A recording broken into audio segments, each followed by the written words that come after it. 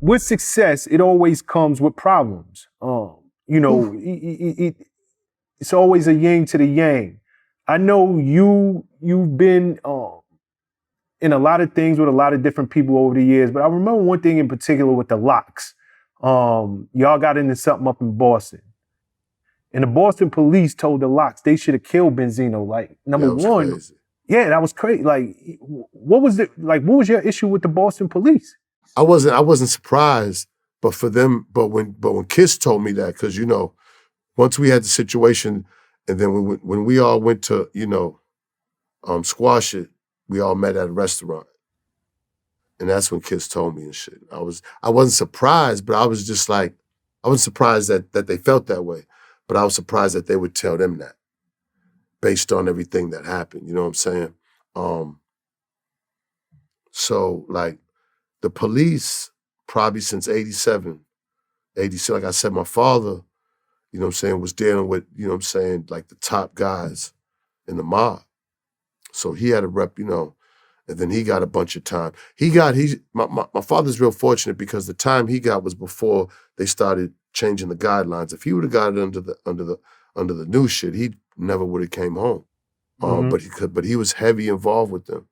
And growing up, he was like my hero because it was like watching Goodfellas. It was like watching, you know what I'm saying? It was like watching like me just the movie, and I was just watching all that in a part of that. He would take me to the bars, and he would take me just, you know what I'm saying? I know probably I didn't look at it like that then. I just felt like I was riding with my father, but he probably was like grooming me and shit, you know what I'm saying? So, I knew all the guys. I knew the top guys in Boston, man. And, I would go visit my father in one Fed joint, and he'd tell me, then I'd go to another Fed joint. And like I said, these are the top dudes, you know what I'm saying, as far as in the Italian mob. And So was this? I was exposed to that early. And then, like I said, dealing with the Jamaican shower posse. I was just dealing with a lot of different people, and the police necessarily couldn't get anything on me up there. And there was bodies, like, people don't know. So when I got indicted, you know what I'm saying? Because, once the source fell, me and Dave lost the source. It was a whole kind of like domino theory of things, the indictment. And the indictment was a federal investigation that they was investigating us for like 2-3 years. And they had hit the charges, the original charges. There was two. There was the criminal, and then there's the IRS. They're both feds, but they're two different offices. So there's two different things going on. I guess they figured this, they after all these years they can finally get me and stuff. But that's what it was. We was getting involved with a lot of shit. There was bodies popping up, all kind of shit in Boston, and they was always trying to like, knock us for shit, but like necessarily couldn't.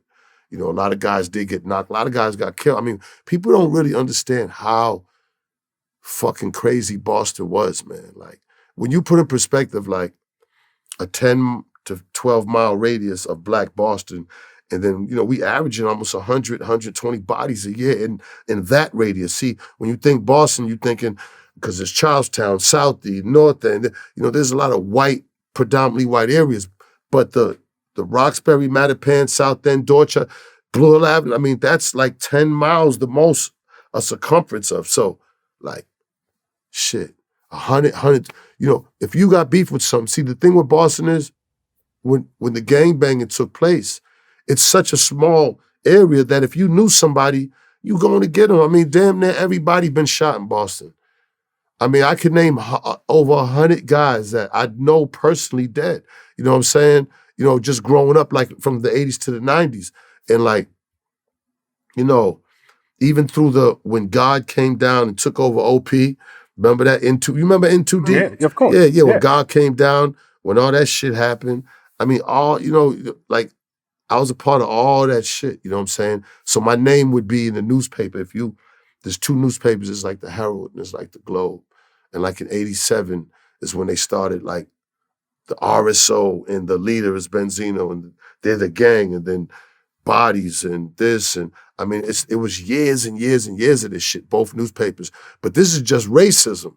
You see what I'm saying? Boston's a fucked up racist town, you know, when it comes to shit like that. We still don't got a black radio station. I mean, it's like they